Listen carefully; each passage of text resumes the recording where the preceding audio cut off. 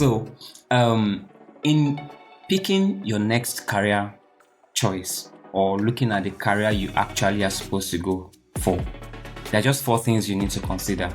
Now, one of them is this career in high demand?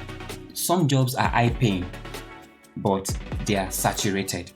You're looking for a career that is not saturated, meaning there's a lot of requests for people who can do what that career has to offer, and there are just few people who can do that. So it means the demand is high, but the supply, that is those who can do it, there is low. That means that that's a high demand, and that's something you should be looking out for. Now, another thing to look out for is does it have a global reach? Now, when I'm saying global reach, quote and unquote, I'm not saying it has to be everywhere, but it means if for any reason something takes you to China, you are relevant. If for any reason something takes you to Australia, you are relevant. Should something take you to Ghana, you're relevant.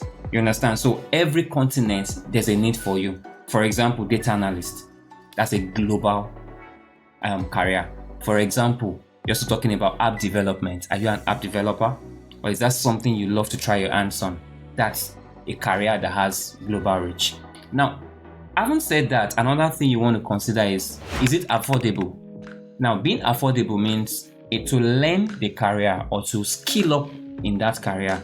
Is it something I can easily, cough out some of my savings to do? You don't want to spend all of your savings doing that. Definitely you don't want to.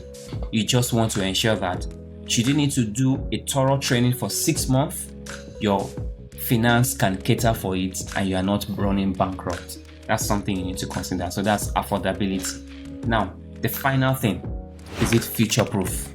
Now, when I say future proof, actually what I'm trying to say is in the next 20 years, give or take, would that career still be relevant?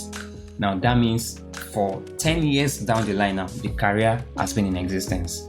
But in the next 20 years, will I be relevant if I learn? Give or take, I use 2 to 3 years to perfect it. In the next 10 years, 20 years, will I be relevant? Now, one thing you also have to note when I say future proof, every career span, give it 40 years because of you. Imagine you're in your teenage year, maybe you're in your early 20s, or even let's say early 30s, give or take. By 60, 50 something, you definitely can't engage in those things. So you want to ensure that your career is future proof.